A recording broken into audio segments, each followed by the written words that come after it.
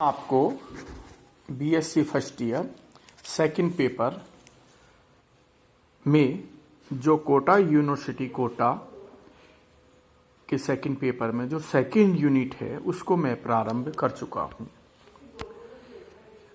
Second unit में मैंने आपको आंशिक अवकलन पार्शियल डिफरेंशियल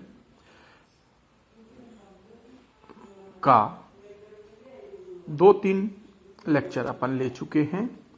मैंने आपको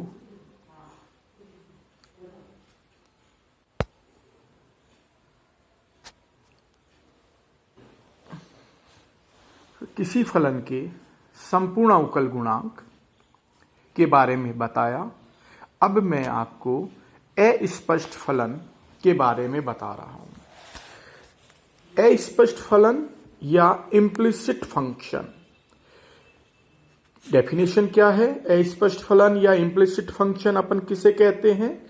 दो चर x तथा y में कोई फलन fxy इस प्रकार हो कि y न तो x के स्पष्ट पदों के रूप में लिखा जा सके अथवा न ही x y के स्पष्ट पदों के रूप में लिखा जाए, तो इस प्रकार का फलन अस्पष्ट फलन या इम्प्लिसिट फंक्शन कहलाता है। जैसे अपन एग्जाम्पल लें तो ऐसा ले अपन x³ plus y³ plus 3axy equal to c। जैसे ये एक एग्जाम्पल मैंने लिया, फंक्शन ऑफ एक्स वाई अपन ने ये माना।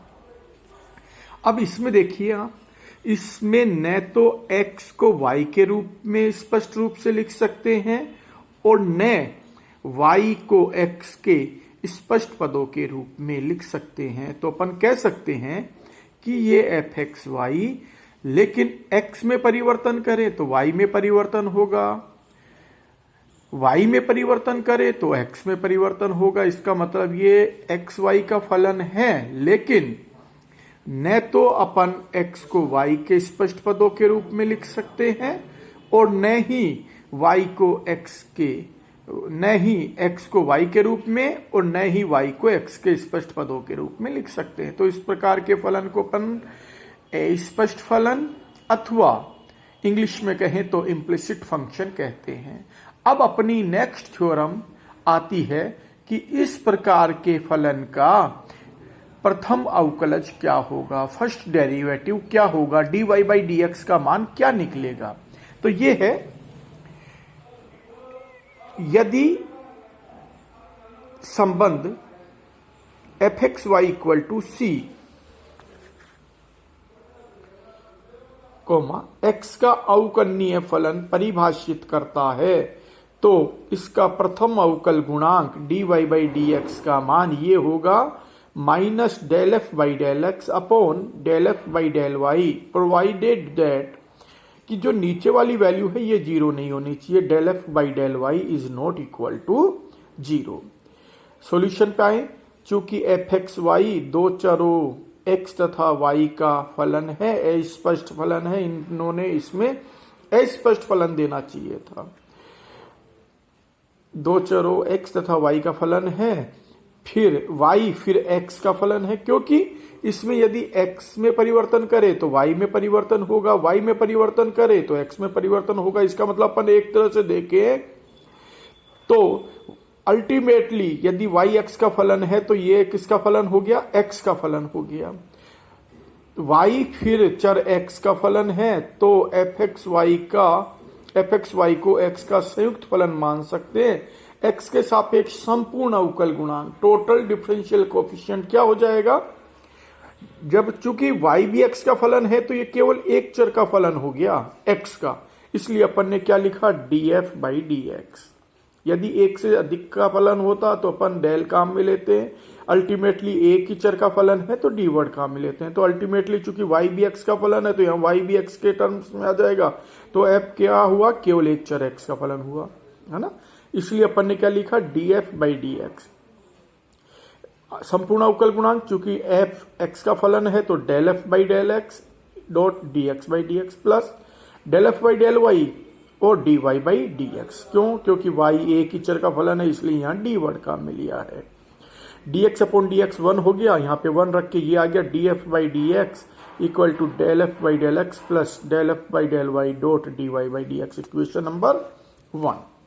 लेकिन देखो क्या दे रखा है, f x y equal to c, तो जब डिफ्रेंशिएशन करेंगे तो सी का डिफ्रेंशिएशन 0 हो गया, तो d f by d x equal to d c by d x, c constant है तो इक्वल टू 0। इस d f by d x का मान यहां रख दिया है ना, ये नंबर 2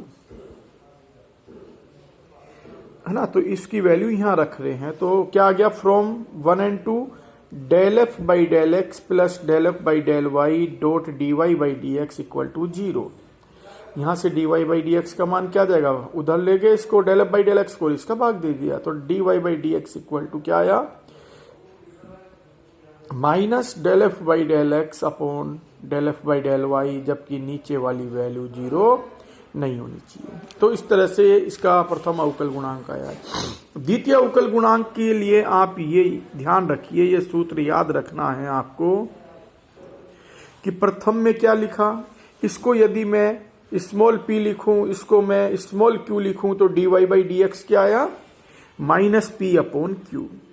इसी प्रकार से यदि सेकेंड डिफरेंशियल कोएफिशिएंट निकालें तो उसका मान ये याद रख लीजिए, minus q square r minus 2p q s plus p square t upon q cube.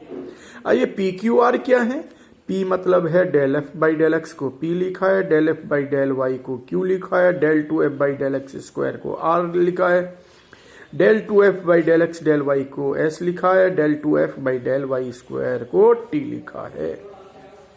Example number 1, z equal to ये दे रखा है x y square plus x square y, x equal to ये t a t square, y equal to 280। यानी देखो x और Y केवल एक चर के फलन है, वाई भी केवल एक चर का फलन है, तो यहाँ एक्स वाई के मान रखेंगे तो जेड भी किसका होगा, एक ही चर का फलन होगा। तो जब इसका अवकल गुणांक निकालेंगे तो डी आ जाएगा, डेल नहीं आएगा ना, क्योंकि एक्स और वाई खुद केवल एक चर टी के फलन है, तो जेड भी अल्टीमेटली एक ही चर का फलन हुआ, इसलिए अपन d z by d t लिखेंगे। तो then find d z by d t.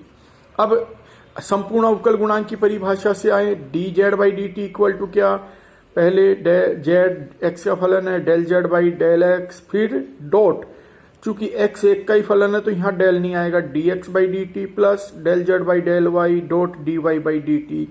इन सब के मान निकाल लो, यहां से del z by del x निकल जाएगा, del z by del y निकल जाएगा, यहाँ d x by d t निकल जाएगा, यहाँ से d y by d t निकल जाएगा। ये सारे मान रख देंगे और फिर y और x के मान भी जो ये दे रखे हैं एक्स वाई के, ये मान रख देंगे, सोल्व करेंगे और आपका उत्तर आ जाएगा।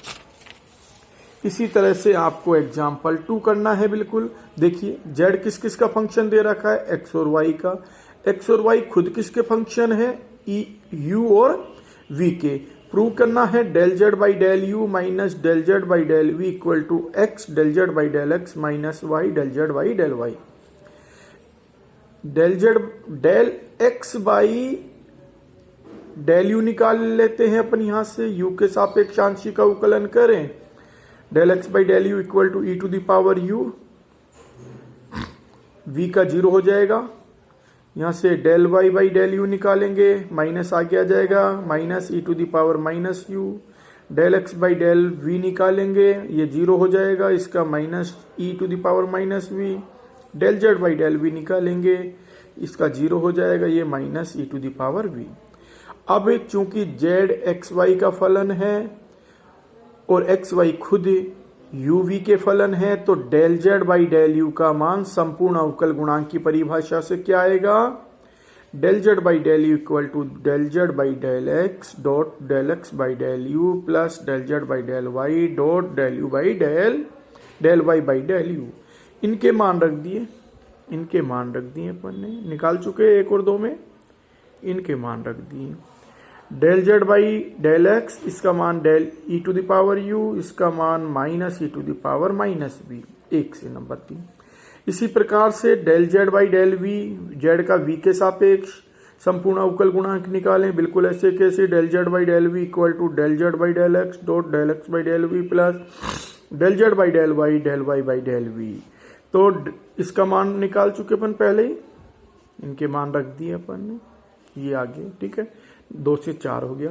अब क्या करना है अपने को, इसमें से इसको घटाना है, यानी 3 में से 4 को घटाना है, घटा दिया।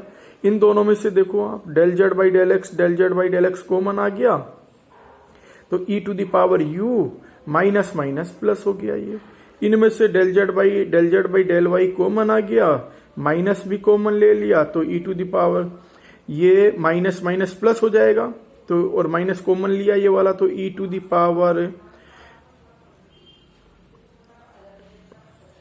पावर यहां इन्होंने del y by del u, इसका मान गलत लिख दिया। क्या मान है इसका, e to the power minus you.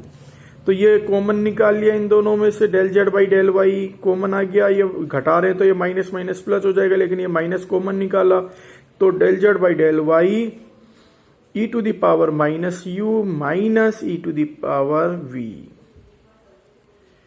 यहां इन्होंने गलती की है, del y by del v क्या है, minus e to the power v, ये प्लस है यहाँ पे, तो ये आ गया। इसकी जगह क्या रखोगे, x है, इसकी जगह क्या है, y है, ये यहाँ पे वैल्यू रख दी, यही प्रूव करना है। अब आप एग्जाम्पल नंबर 3 मैं आपको बताता हूं क्या दे रखा है एग्जाम्पल नंबर 3 में अपने को,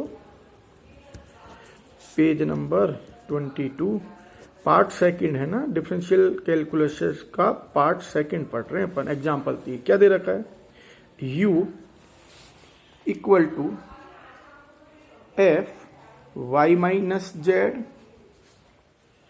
Z minus x minus y, ये दे रखा है अपने को, है ना। और प्रूव करना है अपने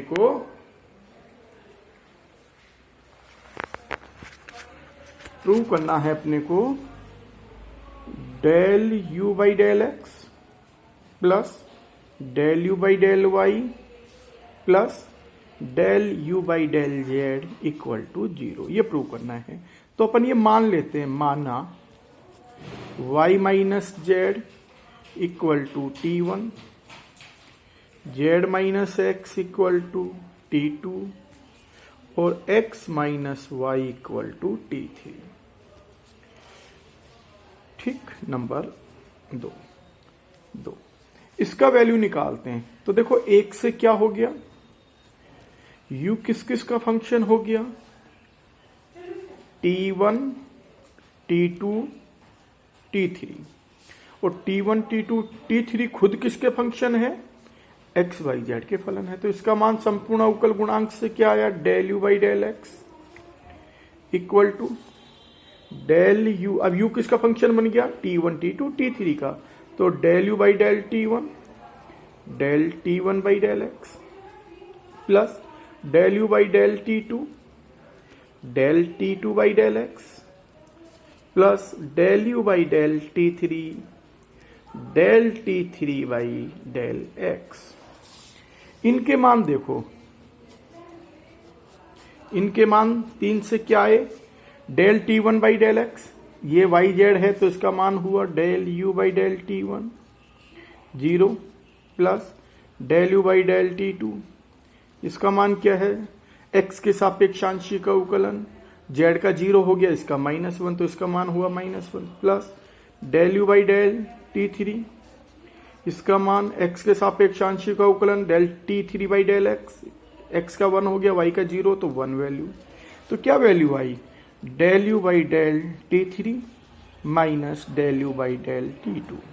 नंबर डाल देते हैं, ये 3 नंबर हो गया, ये 4 नंबर हो गया। ठीक है, अब अपन क्या करेंगे, बिल्कुल ऐसे कैसे ही, बिल्कुल इसी प्रकार से अपन del u by del y करते हैं, इसी प्रकार similarly del u by del y निकालें, एक एक आगे बढ़ा दो। देखो T1 की जगह T2, T2 की जगह T3, T3 की जगह वापस T1, इसी तरह y की जगह z, z की जगह x, z की जगह x, x की जगह, यानी इस तरह का हो गया। देखिए आप x Y Z T1 T2 T3 है ना।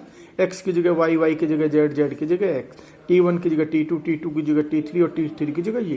तो अपन बिल्कुल ऐसे कैसे निकाल सकते हैं, या आप जैसे मैंने समीकरण 4 निकाली उस तरह से निकाल सकते हैं। तो क्या वैल्यू आई, एक एक आगे बढ़ा दिया, डेल यू T3 की जगह T1 minus del u by del 2 की जगह 3, 2 की जगह 3। ये आप 4 में जैसे वैल्यू निकाली वैसे निकाल लेना। फिर and del u by del z equal to del u 1 की जगह डेल T2 हो जाएगा, और T3 देखो वापस क्या आ जाएगा, 1 हो जाएगा। तो del u by del T1 number 6। क्या करना है, इन तीनों को जोड़ना है।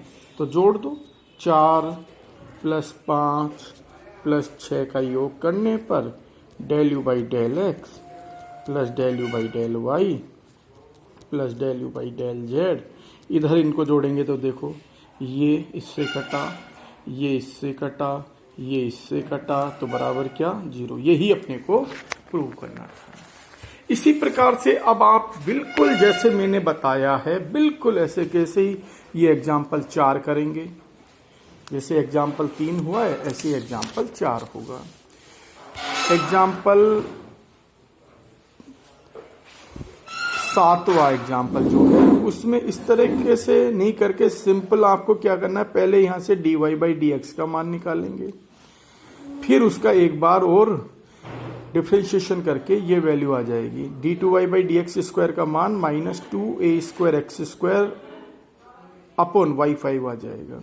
इस तरह से याद नहीं रखना कि आप इसका पहले फॉर्मूला याद रखो, आप डू सिंपली डिफ्रेंशिएशन, केवल x के सापेक्ष आंशिक अवकलन करके अपने को करना है।